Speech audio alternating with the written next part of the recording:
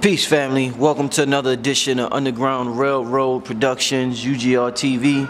This is your host, Brother Rich. I'm in here with Blue Pill, and I want to say rest in power, rest in peace to Dr. Frances Cress Welsing. Amazing sister. Remember seeing her when I was young, seeing her interview on Phil Donahue, and seeing how she held herself against the entire, damn near the entire audience, Phil Donahue, all of them. And she was able to articulate and explain what she was talking about. She was way ahead of the curve. Way ahead of the curve as far as white genetic annihilation and you know, just melanin and all of that stuff. So I want to pay her respect, talk about her. I often do shows with Professor Griff, Sister Zaza Ali, and we bring up a lot on the show. Because those two always deal with the teachings of Dr. Frances Cress Welsing. So I want to give a shout out for them for always keeping her name alive. And I want to get into it. It's what you have behind you is some images that a lot of people will say is a result of white supremacy. The latest being Bill Cosby in the lower left-hand corner with the monster next to it, right here. Yeah, so let's go. Yeah, let's go, Blue Pill. Talk to me, brother.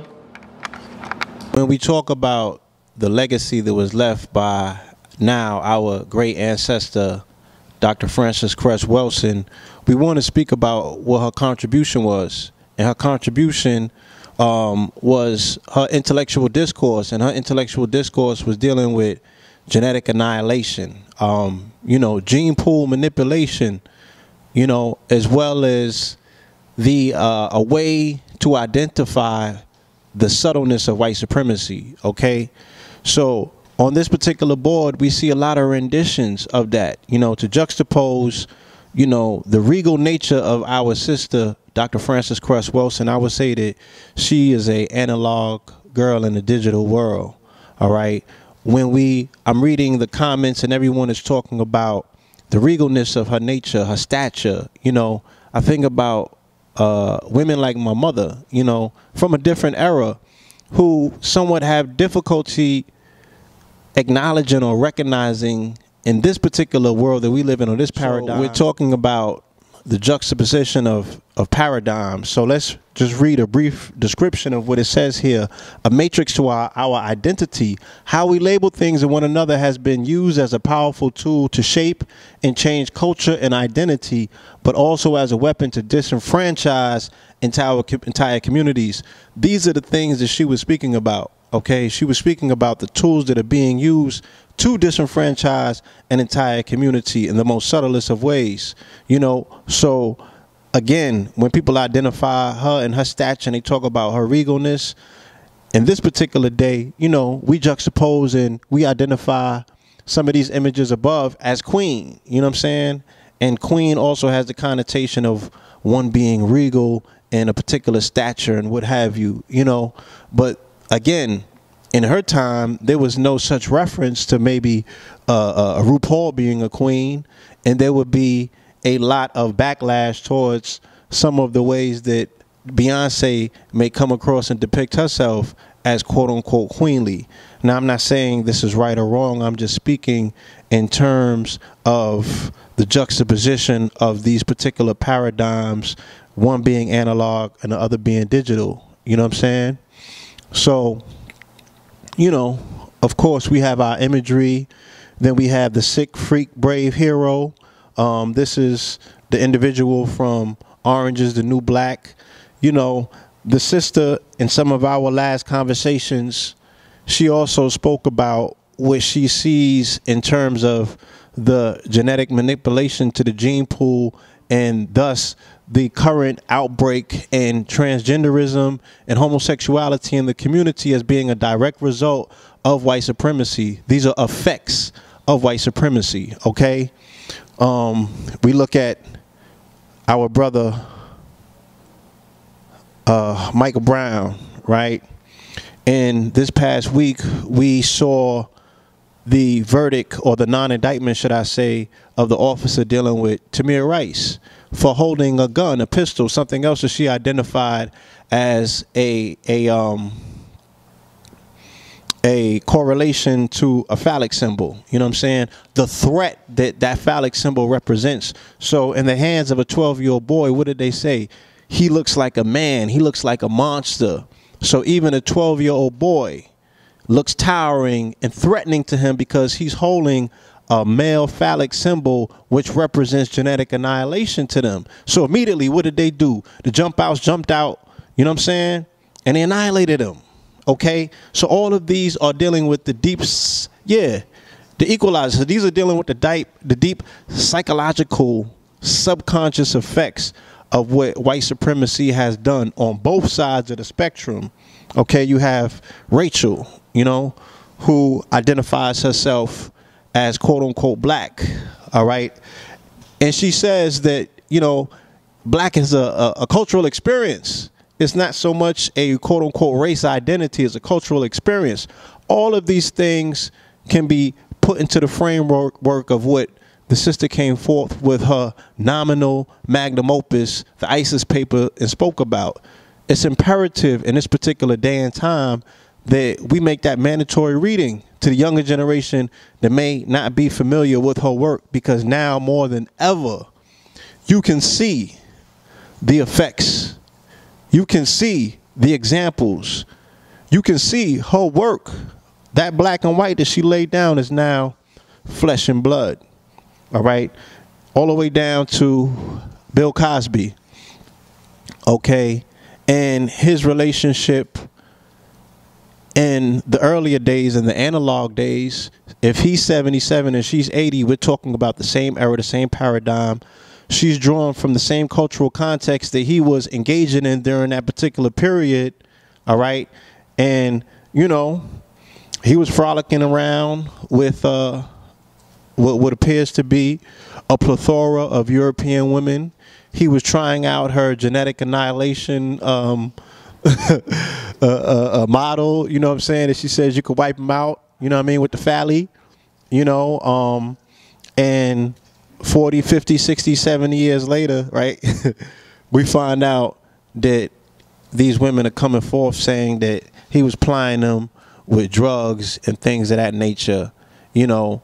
But at the time, the relationship that he was engaging in was very taboo, okay? And these were the things that she was speaking of when she was talking about the sexual psychology of the melanated man and the European woman, you know what I'm saying, and vice versa.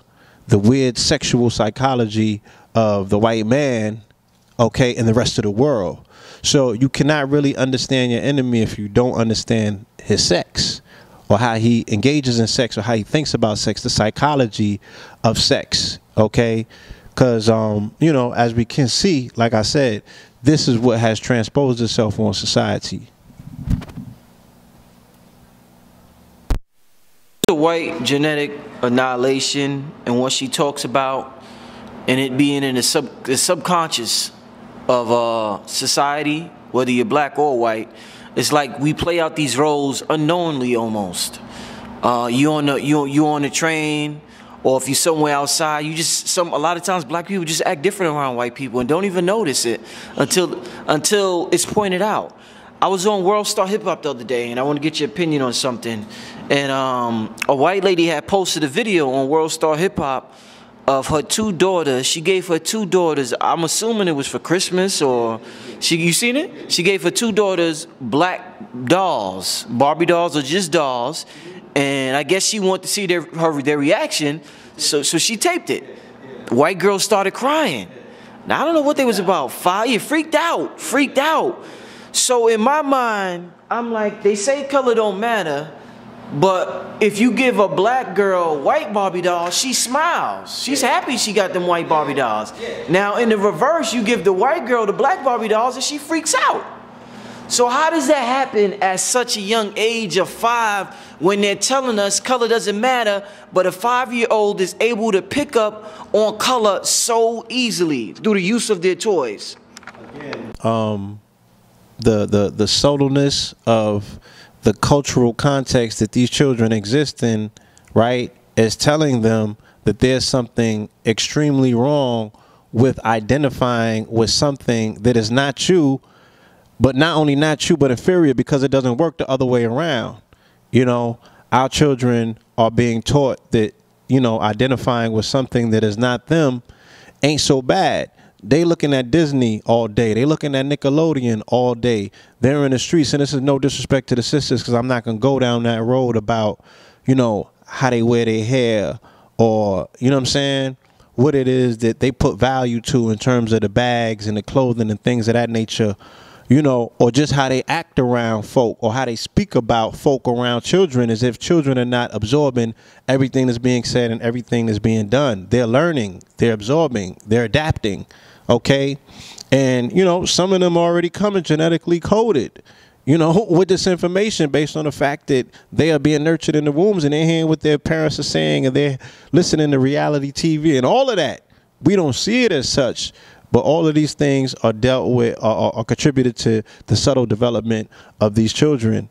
So with the little European babies, you know what I'm saying, it was a no-go. Like, they freaked out. You feel me? They haven't been exposed to the proper acculturation that, let's say, a Kylie Jenner has been exposed to later on in life, all right, where cultural appropriation now becomes cool. You know what I'm saying? You can share in the cultural effects of these people, but you're not these people, nor do you want to be these people per se in terms of dealing with anything else that they want to deal with, but the lips, the booty, you know what I'm saying, the things of that nature, you know, the phallus and all of those things that come along with the appropriation aspect of it. Yeah, that's a go, but they don't want to share in anything else. So these children are, you know, not yet being exposed to that level. You know what I'm saying? Those are the things that happen in the back room in private, you know what I mean, when they're amongst their friends and things are being spoken of, or they might, you know, some of their friends might sneak the phone in the back and they start pulling some images up online and going to some destinations and seeing some things, all right, then that's going to be embedded in their psyche as well, all right? And then that's going to change how they think. That's going to change how they relate, all right, to the world, and it's based on sex. In terms of her teaching, and when she deals with, you know, like she got the example of the cigarette representing the white male phallus, and the cigar, which is larger, symbolizing the black male phallus. Right. Go ahead. Last time the one time that I had an opportunity to interview her 10 months ago on a program, I pointed out to her about the blunts. Again, she was analog. She didn't have yet, she hadn't yet updated that particular realization or that paradigm in her research. She was like, oh, really? You know what I'm saying? So she was like, yeah, that too, that's interesting. She said she's going to make an inclusion of that in her dissertation because it speaks directly to what we're talking about. I think even more so, you know, than the cigar per se. We're seeing a proliferation nowadays of the cigar, and women are smoking it, right? And what does it denote? It denotes power. You know what I'm saying? And what does cigarette smoke denote? Like, a nigga possibly got issues. You know what I'm saying? And this is no shot to my people that smoke cigarettes out there, but the majority of people that I know that smoke cigarettes be like, yo, I gotta quit. So they identify that there's something low level about it, that there's something unhealthy about it, that there's something that they shouldn't be doing, but they have an addiction. And it's the same thing, you know, with all things white. You know what I'm saying? That people know that these are some things at this point that they shouldn't be doing, but there is a symbiotic relationship, you know, that they just can't break that addiction. Whether it's white sugar, whether it's white flour, whether it's white bread, whether it's white liquor, whether it's white women, whether it's white cigarettes. You know what I'm saying? All of these, white crack, all of these things are binded to melanin for some reason. White milk. You know what I'm saying? And it's very hard for our people to let these things go. You know, white powder. You know? So I think she was dead on with that. If nothing else, you know, when I read that, that was an eye-opener. She did so much for my psychology when I was able to put that analogy into perspective. You feel me? She's a legend for the way, as a psychologist, that she saw the world and she put it in game. Once again, family, we just honoring Dr. Frances Cress Welsing, dealing with different aspects of what she deals with in terms of white genetic annihilation and how it has impacted society at large. Just tying it into some recent events. One of the most recent events. Just to show how, I want to show how what she was dealing with. How it's not something old. It's not all she talked about in the Donahue and that was the past and it doesn't apply no more. This shit is real. So, in terms of Bill Cosby, what's the purpose? And in terms of her theory, what purpose does it serve to tear down Bill? When you explain it using her theory. What purpose does it serve? Because, I mean, they was on an all-out assault on Bill last year. And this year began with him getting arrested. Front page of every paper. So using her theory, what was the purpose of that, Blue Pill? I think, psychologically wise, it speaks to the mind, the subconscious, and say there's a penalty for fornicating and frolicking with European women. There's a penalty attached to it, whether it is forced or voluntary.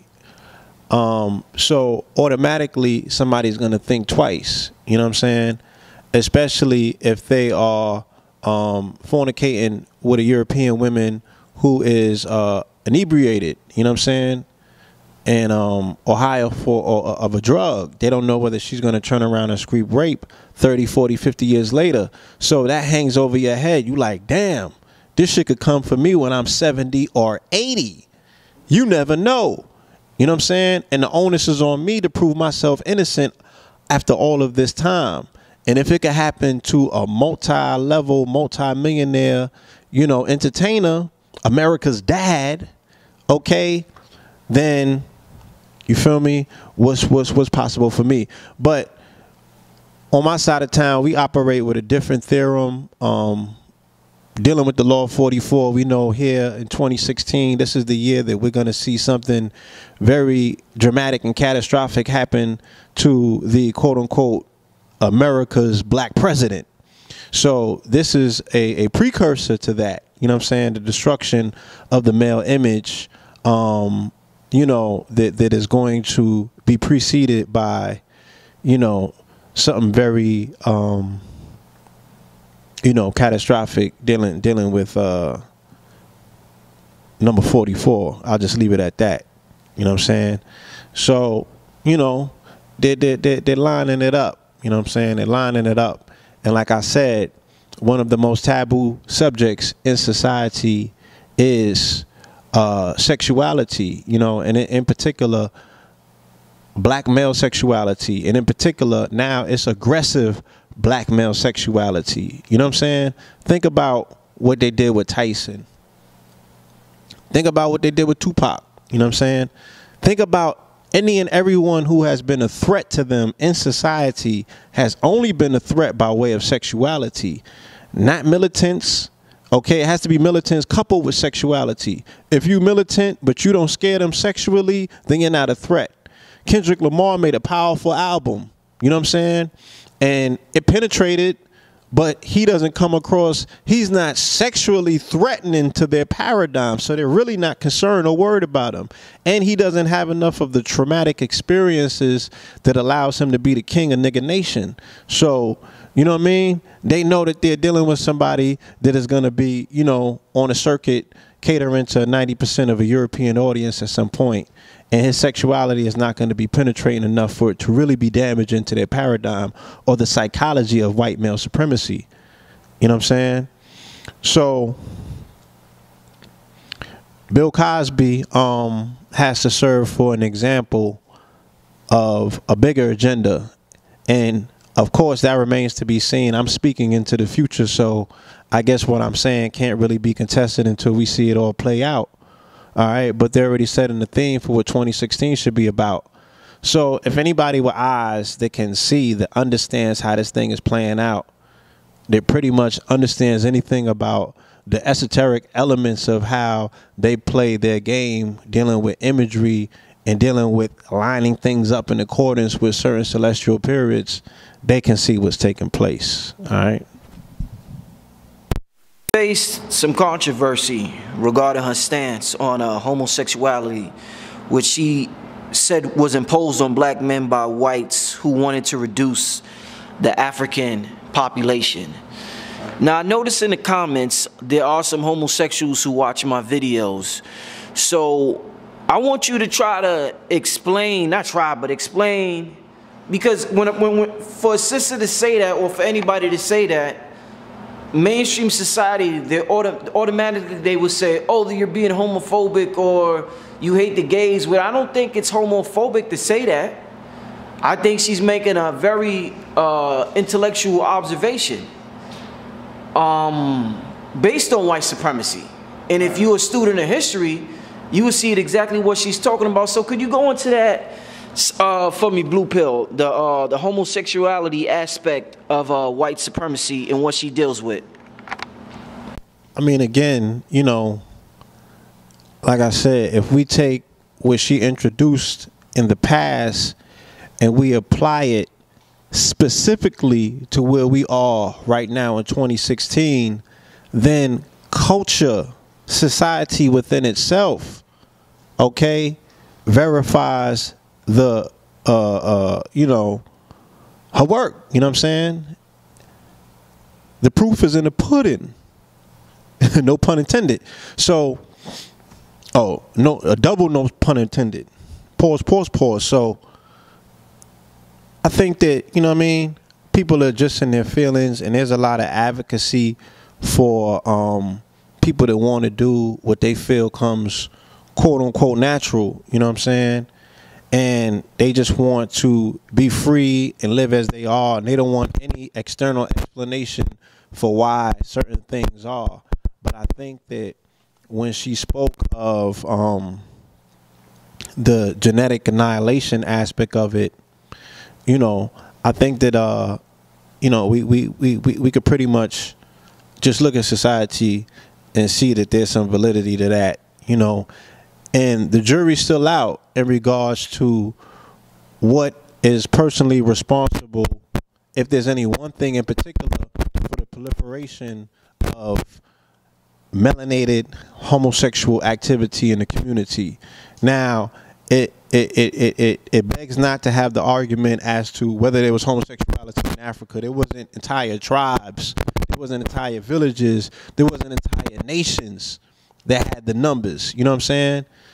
So, and then, you know, I'm growing up, you know, we had a few quote unquote identifiable homosexuals in our society, but now at my age, I'm seeing transsexuals that are older than me, and I'm seeing a lot of them. So these things have been present in our society. We just weren't seeing them.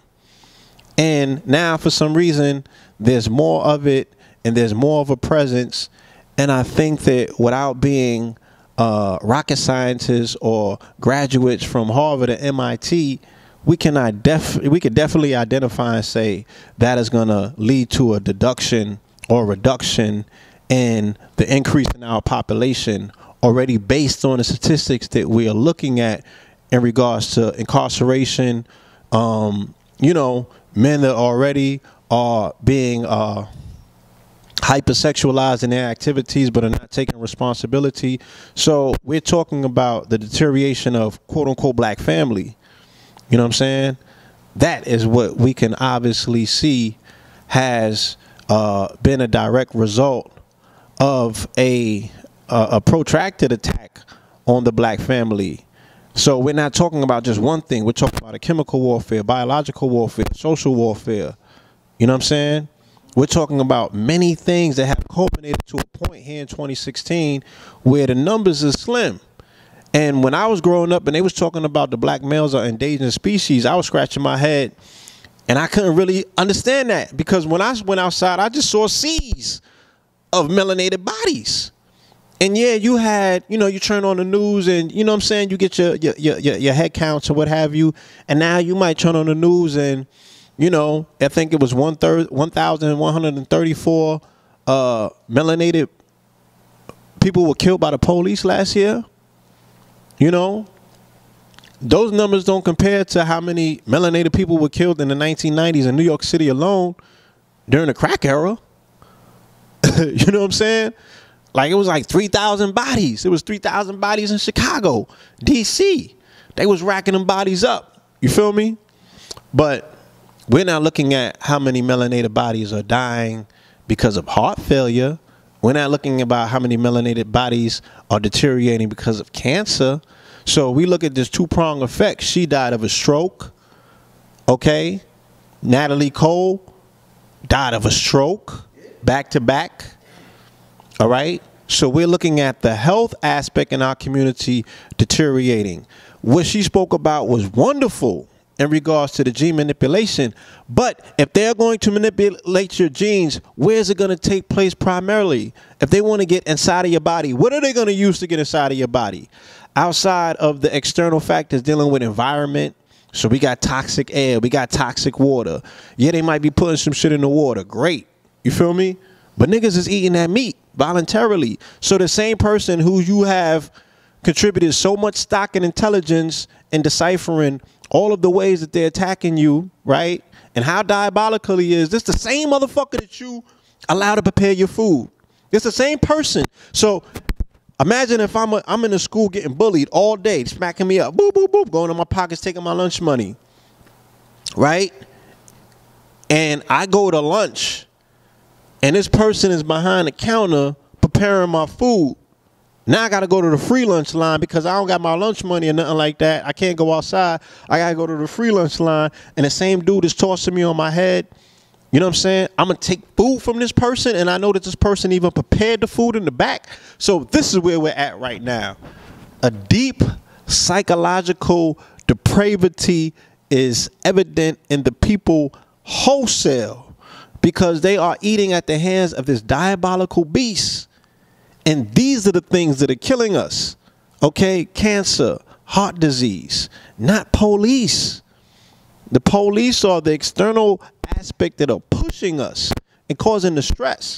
You know what I'm saying? And calling us out. You feel me?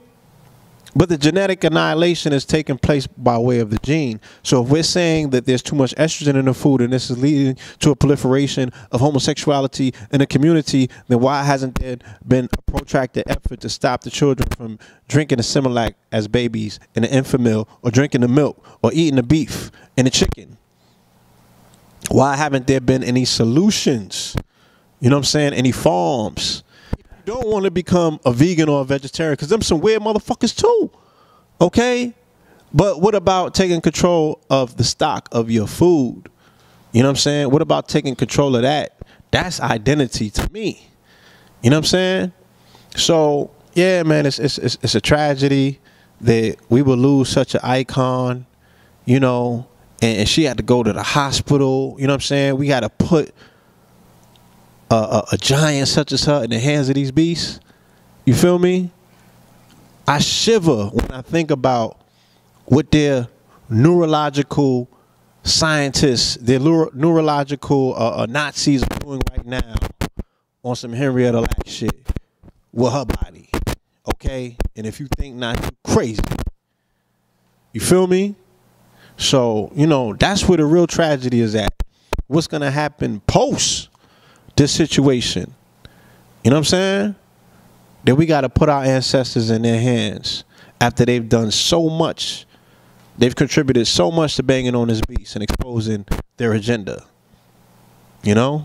These are the real tragedies. In terms of, you know, her melanin theory. In terms of her melanin theory, you know, she was the inspiration behind the Fear of a Black Planet. Yes, she was. Shouts to Professor Griff, Chuck D, Yeah, the whole family.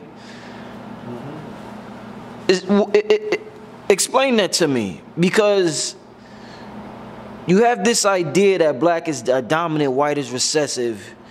You have an aspect where a black man gets with a white woman, or vice versa, a white woman gets with a black man. You would think that's 50-50. That baby that comes out is 50-50. It's half white, half black. But society sees a nigga. Always has. They say black come in many shapes, many forms. Go into that for me, Blue Pill, without me even, you know, having more of a basis to the question. But the fear of a black planet and how sexually we engage in sex, and the product of that could possibly wipe out an entire race, could possibly annihilate an entire race just through sex. Could you talk to me about that, Blue Pill? You know, what she spoke of, again, like we said, was deeply seated in the psychology of white male supremacy, quote unquote supremacy, which is very fragile, because they know that coming into contact with a dominant gene will turn them automatically. You know what I'm saying? It's like the reverse dichotomy of vampirism, you know what I'm saying? Which is actually what they participate in. But, you know, once you're bitten, you can't go back. So once you get hit with the black, you can't go back. You feel me? So that's gene wise, in terms of if you want to interrupt a gene pool forever, you know what I'm saying, put some mud in it, you know what I mean? And then, you know, so again, we're dealing with the whole aspect, because they take the Moorish history out of history per se, so we can't even discuss what's already been done. And the niggas get emotional about it when you want to reintroduce a conversation, and they only want to deal with, you know, the tragedy. They don't want to deal with how did it set the psychology up. You know what I'm saying? How did it set the psychology up? They have seen this before, okay? And they've spent centuries afterwards trying to bring it back to a level of quote unquote pureness and whiteness, which they know that they can't, because it's been tainted already by interaction with that dominant gene, and it pops out every other generation. You know what I'm saying? So they know, okay, and they're in their labs right now perfecting their sciences, you know what I'm saying, digging into that epigenome, you know what I'm saying, doing what they can to find out how can they annihilate you on a gene level, all right, because they are fully aware how you can annihilate them on a gene level, all right. And this is going to be the activity, the duty, you know, and the this is the way that a recessive is going to think. This is the way that a recessive is going to act, whether you like it or not, whether you in your emotions, whether you think that, you know what I'm saying, your bedfellows or what have you. This is how they're going to operate, and all evidence has shown the proof of that, you know. So what she spoke about was, again, very important in these particular days and times, because a lot of people have let their guard down. I speak about traveling the country extensively, and I've seen more amalgamated children than ever before. You know what I'm saying? More mixed children than I've ever seen, more mixed couples than I've ever seen, you know. So again, it goes back to the matrix of identity. You know, how are those children culturally identifying themselves? You know what I'm saying? Is it even wise for them not to have a quote unquote racial identity? You know what I'm saying? Do they think that they are neutral in society? Do they think that because of what they're looking at with the experiment with President Obama, that they live in a post-racial world and they're not going to be looked as because they have a darker hue, but their parent or their mother, for that matter, is a European? Do they think that they're going to themselves be received as such? You feel me? So it's a very interesting place that we're heading to. You know what I'm saying? We had Rod Cool on the program last night, and he was talking about the etymology behind regentrification. You know what I'm saying? At the root of that word is genes. You know what I'm saying? So they're resetting the entire aspect of gene pools, of the whole genealogy of these communities and these societies. And these things are being done for 20-year windows, 15, 20-year windows. What's going to happen in that time period when the majority or the leaders, you know what I'm saying, or the people that are most vocal in those society are going to be children from mixed parentage that have, you know, very differing opinions on race, you know what I'm saying, on identity for that matter, on what comes with that. You feel me? So that's what we're heading towards. We're heading towards a lot of confusion. On one side, some will say, you know, we're heading towards oneness. On another side, where you're just going to be looked at for your character, you know what I'm saying, and things of that nature. You know, if you know the pop cultural references, it's all good. You know, all these children grew up on One Direction and Taylor Swift. You know, we're all one. Look at Nori. What is that? That's what Kanye's daughter's name is. You know, so they got their heroes already. You know what I'm saying? Obama's you know what I mean? So that's gonna be their holy saint. You feel me? So we moving towards some things, man, for people that can see what it is, man. This is one hell of an experiment that we are all participating in, whether we like it or not. Last question, Blue Pill. This is an excellent interview, by the way, brother. In our spirituality, in our melanated, I don't want to say just say African, because we are global people. I don't want to say Moors because we not, you know, we get what I'm saying. I had diasporic experience. Right. We don't believe in death. We don't do that in our culture. We understand that the energy, we understand we go on, the soul lives on forever. You know, it transforms into something else. It leaves this vessel and goes somewhere else. So her energy is present. And what would you say to Dr. Cress Welsing right now? She's listening, she's watching, she could feel it, she could feel the vibration, the frequency of you speaking on her legacy and her work. What would Blue Pill say to Dr. Cress Welsing? I would say she has left a very firm example, a very solid demonstration.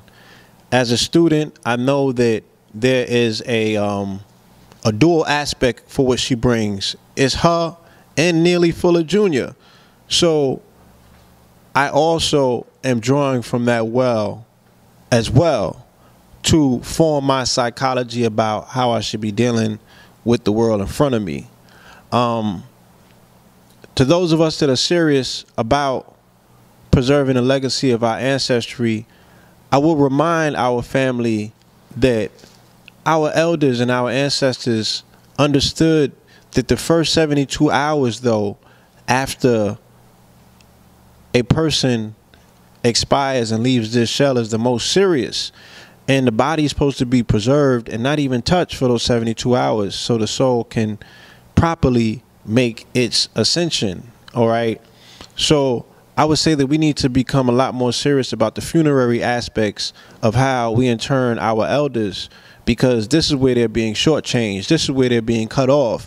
This is where the sorcerers are knowing, you know, exactly how to cut off that aspect of our ancestors that will give them the most power in the afterlife. Because we have to scratch our heads. I mean, a lot of people talk about where's Jesus and this, that, and the other, you know, but we could say, where's Marcus Garvey? Where's Nat Turner? You know what I'm saying? Where are our ancestors at that we should be able to draw upon in the here and the now, you know, and get some tangible results as well? Because they are powerful, but they're not being able to tap into the full demonstration of their power because they're being violated in the first 72 hours, you know, after they pass vessel. So I would say that I'm pulling for you, ancestor. You know what I'm saying? I would say that everything that I'm saying about, you know, these diabolical beasts is not true and it doesn't pertain to you. And I want to know that I can draw upon your strength at a moment's notice, you know what I'm saying, at the snap of a finger.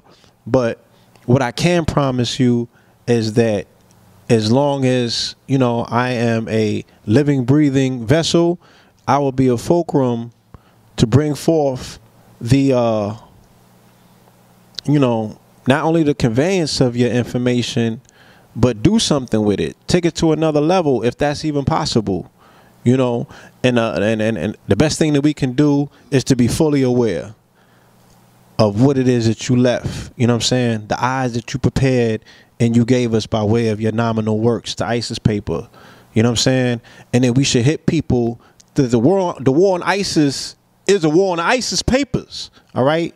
I know that you named it the ISIS papers and you didn't name it all set papers for a reason, all right? I know that, you know, as many people might try to ignore the subtleness of that attack, I know that it's directly dealing with what you're talking about by way of, you know, the genes. You know, I would also, you know, continue to elevate my mother, you know, the matriarchs in our society and our community, because they need our protection at this time. They need our elevation. You know, we need to be the warriors and you know, put those that have the message on the stage and let them talk, because I feel very bad that we didn't have more of you on more stages. You know what I'm saying? That we weren't bringing you all around the country and holding you down everywhere that you went so you could get this message out to a new audience. And thanks to brothers like Tariq Nasheed, who has exposed you to a healthy audience, a new audience, the youth. Thank you, brother Professor Grip. Thank you, Zaza Ali, for your demonstration in Atlanta, for bringing her forth. You know what I'm saying? Exposing her to a new generation. Thank you, Public Enemy, all right, for tying your legacy to hers and making sure that her name will never die.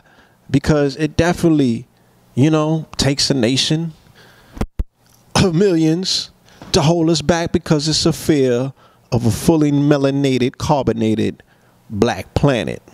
All right? So my contribution is, again, my work by way of health, getting this message out, you know what I'm saying? Bigging up the ones in our community, KT, everyone else is talking about the genes, the genealogy, the genetics, you know what I'm saying?